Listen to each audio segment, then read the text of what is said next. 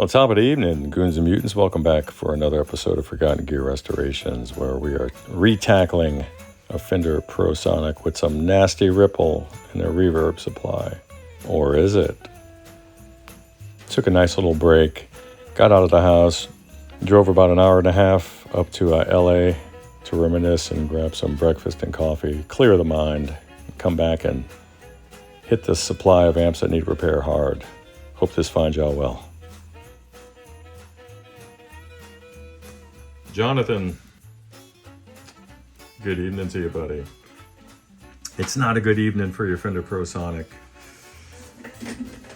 And you were telling me that you were not experiencing any buzz in the reverb when it was in your possession, but I'm sure getting it now.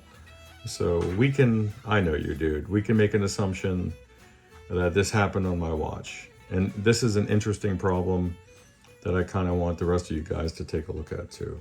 Listen, I'm only going to bring up the reverb level. This is with nothing plugged into the jacks. That's 120 hertz. That's the problem I'm getting. It's the last problem with this amp. What you're looking at up here is the ripple that's on the Y node.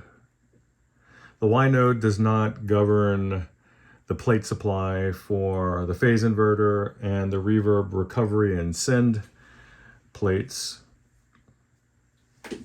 No, it doesn't. What it is, however, is the supply for the screens. It's rated at 4.7 microfarads at 500 volts. That's an incredibly small amount of filtration.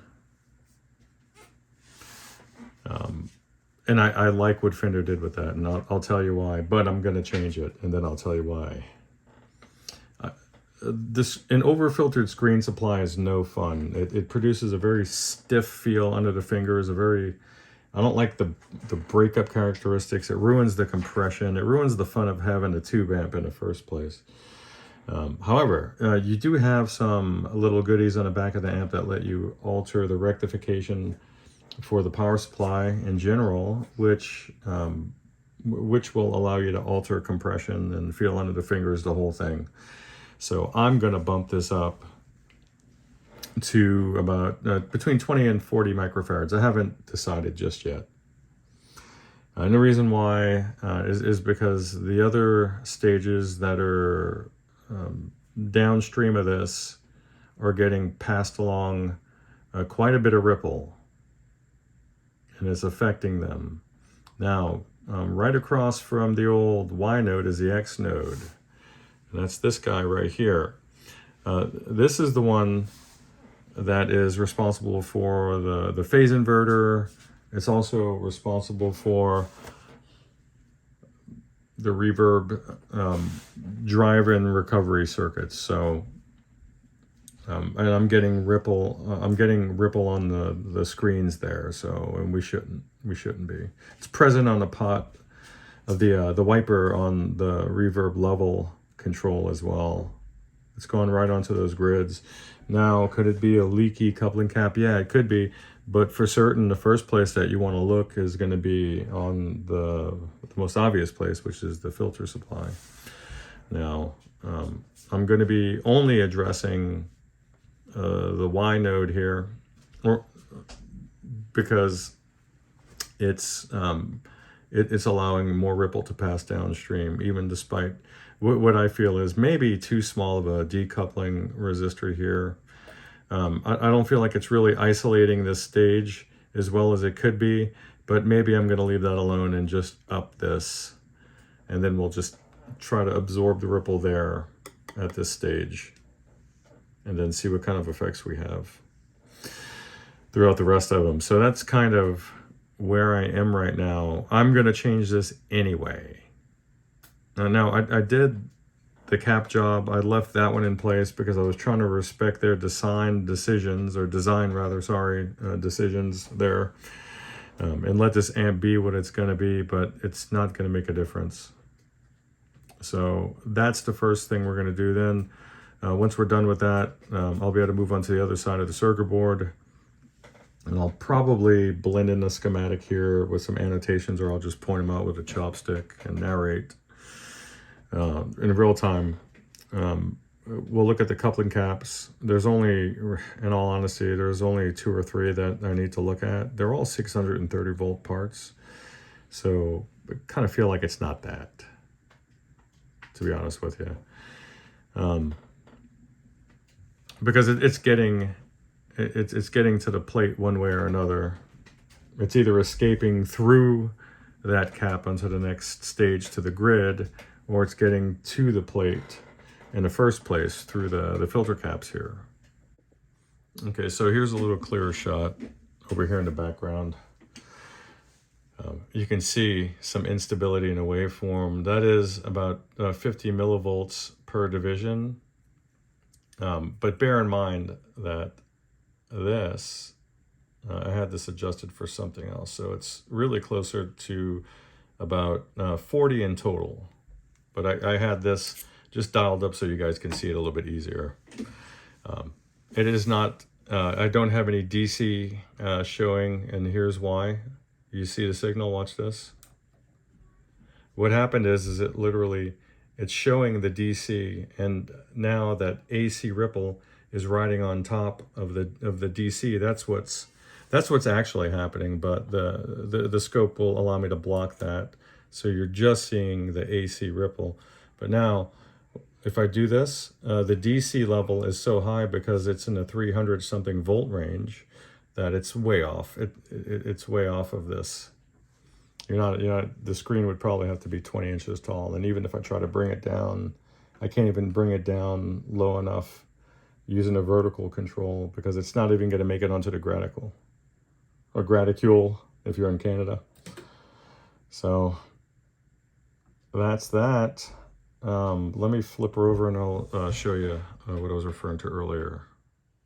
All right, now what is down at the 6 o'clock position, just above those filament wires, the little twisty guys, the black and white ones, you'll see your isolated RCA jacks for the send and return on the reverb circuit. Now, the recovery tube is V5, this guy right here, and this little dude right here would be our jack that's associated with that part of the circuit. And maybe I gotta come in a little bit more.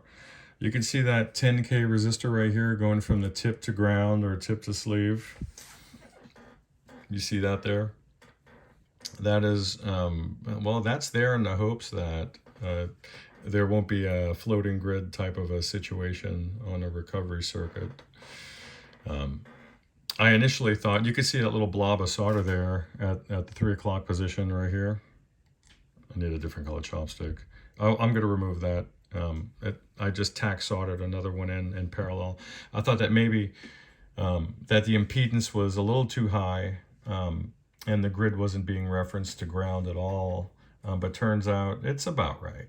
There are only a couple of coupling caps that I need. Where am I at here? Sorry, I have to look through, and it's being obscured. Here's one of them that's the plate supply for the recovery triode, or for that particular tube right here. This guy's a 630 volt part, and that's not, I don't believe that this is the issue. Now, could it be one of the coupling caps, or decoupling caps rather, on one of the preceding stages in the reverb circuit? Sure, it could be, but I kind of doubt it. We'll see. But let's just take a step back and appreciate what Fender did here, and why they ultimately quit selling this amp. They didn't quit selling this amp because it was shitty.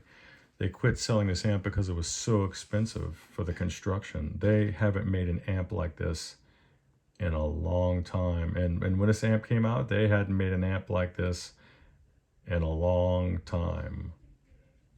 They're not doing this anymore. This is better than any of the stuff that they're releasing these days, including the hand-wired reissues, which are just pure poop.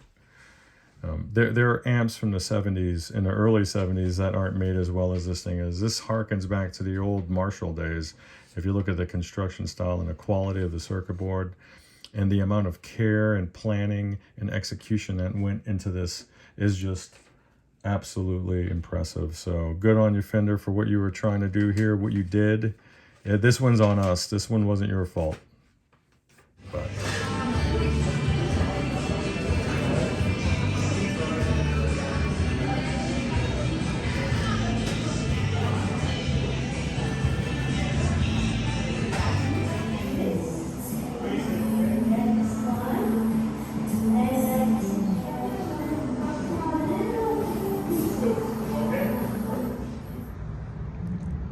just had to get away. And I had this house to myself, so decided to throw myself into another city for a little bit of an adventure, get some fresh air. I'm actually up here in Beverly Hills now. I used to live, well, check, I'll give you something funny to look at. So that's, let me turn you around there. That white building is part of Cedars-Sinai hospital system. And then that black tall building with the copper colored windows is the old Playboy corporate office. Kind of hard to believe, but that's where all the stuff would come from. They say it still smells like sardines for some reason. But yeah, I'm up here just basically catching a little bit of fresh air and trying to clear my mind and just relax a little bit. I needed a change. The walls were closing in, so to speak. I have a lot of amps going out over the next 48 hours, which is really cool. So clearing some space for the new stuff. And then that's about that. I used to live